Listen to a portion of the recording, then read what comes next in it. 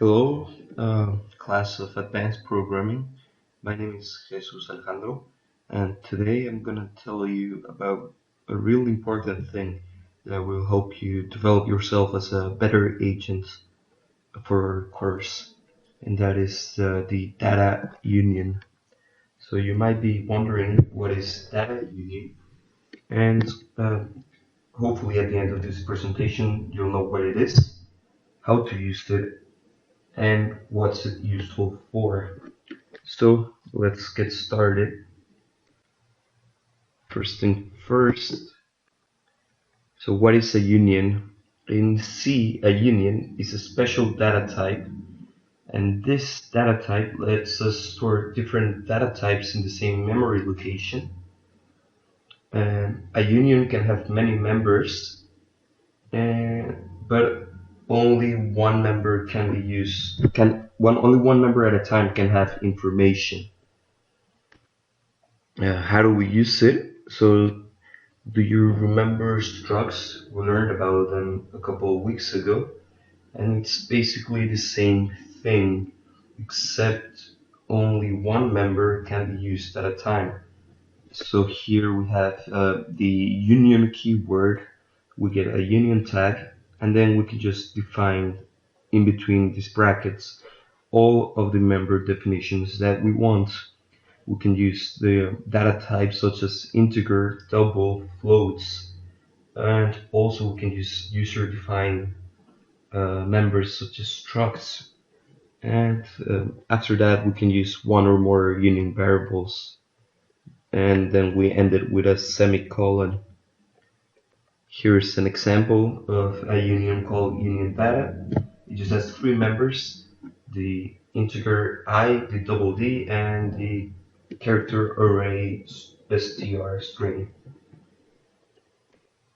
And to declare a variable, we just use the union and then the union tag, which we defined here, and just the variable name. And so now we know how to declare unions and how do we access data. And you've probably already guessed it, same way as we access data from our structs. So here I have the same union data variable, and I'm accessing the integer variable and just setting it to 21 and printing the information. So as you've probably guessed it, this only prints out the number 21. Here's an example of everything working together. We get this union called union data, which the three members, and the main function. We declare our union data variable, and here's a funny thing. Let's see if any of you can figure out what this program will print. I'll give you a couple seconds to look through the code and maybe guess what's it gonna print.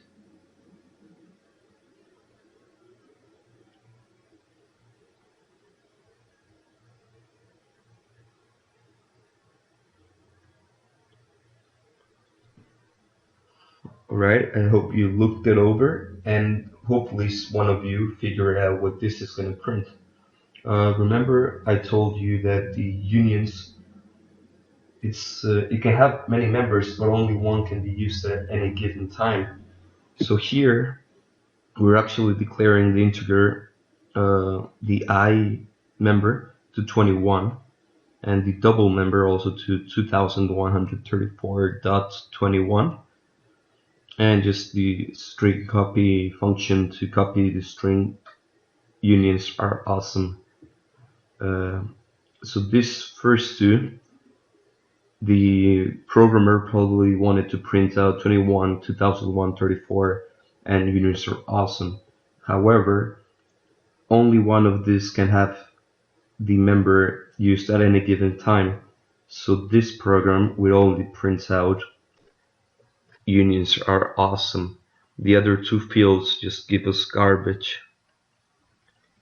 If you want the common use of a union would be something like this. So here you're using one member at a time, and this, as you've probably guessed it, will print out 21 and unions are awesome. So it's important to remember and to keep track of which variable you're using at a current time. Uh, Another important thing to note out is the size of a union. Here I just have this program to show you the size of a union compared to the size of a struct. So I have these three variables just to show you the size of an integer, a float, and a character array of 20 characters. And this union data and the struct data, these are all the exact same variables in different data structures. And in the main, I'm just going to print out the size of the union, the size of the struct, the size of the integer, the size of the float, and the size of the string. So, as I said before, only one of these members can have information at any given time. So obviously the size of the union data is going to be the size of the biggest member that it has. So size of the union is 20, the size of the struct is 28, and we can verify this by looking at the size of the int, the float, and the string, which are 4, 4, and 20. The biggest one, the string, is the size of our union, and the combination of these three values is the size of our struct. So finally, we look at this resource that all of us have used before. We go to this resource to find out why do we need C unions, and Adam Rosenfield tells us that this particular use case, it's a pseudo polymorphism, which lets us use a data type for different, so that it behaves differently. So here he has a struct S, which has a type.